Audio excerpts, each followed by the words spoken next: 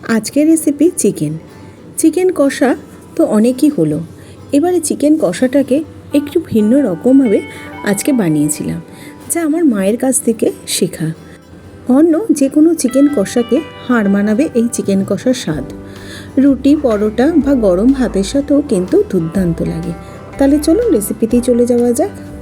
প্রথমে আমি এখানে 700 থেকে 750 মতো চিকেন ধুয়ে পরিষ্কার করে ঝুড়িতে জলটা ঝরাতে রেখে দিয়েছিলাম।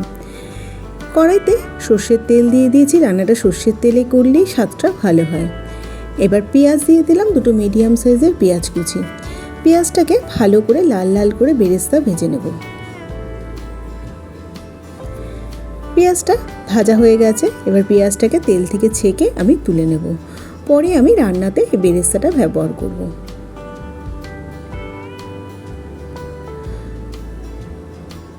ওই তেলের মধ্যে মাংসের আলুগুলোকেও ভেজে নেব। সমস্ত আলুগুলো একবারই দিয়ে দিলাম। এবার পরিমাণ মতো নুন দিয়ে দিচ্ছি, হলুদ গুঁড়ো আর হাফ চামচ কাশ্মীরি লাল লঙ্কার গুঁড়ো দিয়ে দিচ্ছি। ভালো করে মিশিয়ে নেব। এবার আলুগুলোকে লাল লাল করে ভেজে নেব। আলুগুলো লাল লাল করে ভাজা হয়ে গেছে। এবার আলুগুলোকে আমি অন্য পাত্রে তুলে রেখে দিচ্ছি।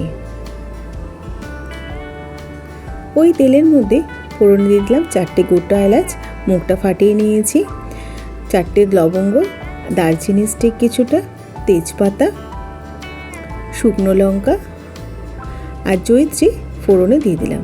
আর তার সাথে দিয়ে দিলাম হাফ চামচ গোটা জিরে। ফোড়নটাকে খুব সুন্দর করে ভেজে নেব 30 থেকে 40 সেকেন্ড মতো। এই ফোড়নেই কিন্তু মাংসের স্বাদটা দুর্দান্ত হয়। এবার পেঁয়াজ দিয়ে দিলাম, 3টে মিডিয়াম সাইজের পেঁয়াজ কুচি করে রেখেছিলাম, সেটা এর মধ্যে দিয়ে দিলাম। পেঁয়াজটাকে দিয়ে গ্যাসের ফ্লেমটা হাইতেই রেখে দিয়ে ভালো করে নাড়াচাড়া করে নেব। পেঁয়াজটা যখন রং চেঞ্জ হতে শুরু করবে সেই সময় আদা, রসুন আর লঙ্কা বাটাটা দিয়ে দেবো। আমি পাকা লঙ্কা দিয়ে মশলাটা করেছি বলে তাই লাল লাল হয়েছে। ভালো করে মশলাটাকে কষিয়ে নিচ্ছি। খুব সুন্দর করে কষানো হয়ে গেছে। এইবারে এর মধ্যে 2 বড় সাইজের টমেটো কুচি দিয়ে দিলাম। টমেটোটা তাড়াতাড়ি নরম হওয়ার জন্য পরিমাণ মতো নুনও দিয়ে দেবো। তার আগে একটু নাড়াচাড়া করে নিচ্ছি।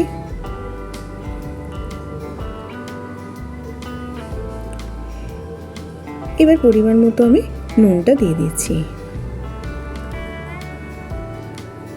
নুনটাকে দিয়ে ভালো করে মিশিয়ে নিয়ে তারপরে কিছু গুঁড়ো মশলা দিয়ে দেবো। খুব সুন্দর করে টমেটোটা নরম হয়ে গেছে, মশলাটাও কষানো হয়ে গেছে। 1 চামচ জিরে গুঁড়ো, 1 চামচ হলুদ গুঁড়ো, 1 চামচ কাশ্মীরি লাল লঙ্কার গুঁড়ো, আবার একটু পরিমাণ মতো নুন দিয়ে দিলাম। কারণ আগে নুনটা আমি একটু কমই দিয়েছিলাম টমেটোটা কষানোর সময়। আবার একটু নুন দিয়ে ভালো করে কষিয়ে নিয়েছি। এবার মশলাটা খুব সুন্দর কষানো হয়ে গেছে। এবার চিকেনগুলো এর মধ্যে দিয়ে দেবো। সম্পূর্ণ চিকেনটাকে দিয়ে প্রথমে 5 মিনিট গ্যাসের ফ্লেমটা হাইতেই রেখে দিয়ে ভালো করে কষিয়ে নেব। প্রথমেই যদি গ্যাসের ফ্লেমটা কমিয়ে দেওয়া হয় তাহলে চিকেন থেকে অনেকটা পরিমাণে জল বেরিয়ে যাবে, তখন রান্নাটা করতে অসুবিধা হবে। প্রথমে গ্যাসের ফ্লেমটা হাইতে রেখে দিয়ে 5 মিনিট মতো কষিয়ে নেব। তারপরে গ্যাসের ফ্লেমটা মিডিয়ামে করে দিয়ে ঢাকা দিয়ে রেখে দেবো।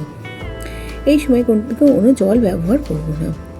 ঢাকাটা খুলে নিলাম। প্রায় 7-8 মিনিট পর দেখুন চিকেন থেকে কতটা জল বেরিয়েছে। এই জলেই কিন্তু চিকেনটা সেদ্ধ হয়ে যাবে। চিকেন কষানোর সময় আলাদা করে কোনো জল ব্যবহার করার প্রয়োজন নেই। চিকেনটা 50% কষানো হয়ে গেছে। এবার সেই সময় ভেজে রাখা আলুগুলোকেই দিয়ে দেবো। আলুটাকেও মশলার সাথে ভালো করে আরও 7-8 মিনিট সময় ধরে কষিয়ে নেব গ্যাসের ফ্লেমটা মিডিয়ামে রেখে। এতে আলুটা খুব সুন্দর নরমও হবে আর খেতেও কিন্তু দুর্দান্ত লাগবে। ভালো করে কষিয়ে নিচ্ছি। এবার ঢাকা দিয়ে রেখে দেবো 7-8 মিনিটের জন্য। 7-8 মিনিট পর ঢাকাটা খুলে নিলাম। সমস্ত কিছুকে আবারও একটু হালকা হাতে নাড়াচাড়া করে নেব। খুব সুন্দর করে মাংস, আলু কষিয়ে নেওয়া হয়ে গেছে।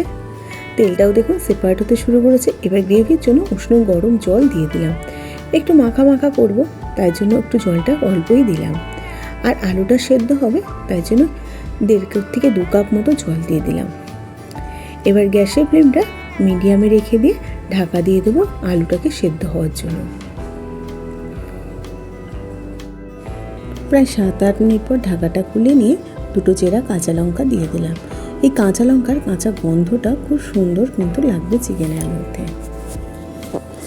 পেঁয়াজটা যে আগে ভেজে রেখেছিলাম বেরেস্তা বানিয়ে, সেই বেরেস্তাটা এর মধ্যে দিয়ে দিলাম। এই বেরেস্তাটা দিলে চিকেনের ঝোলটা কিন্তু আরও দুর্দান্ত হবে, রঙটাও একটু চেঞ্জ হয়ে যাবে।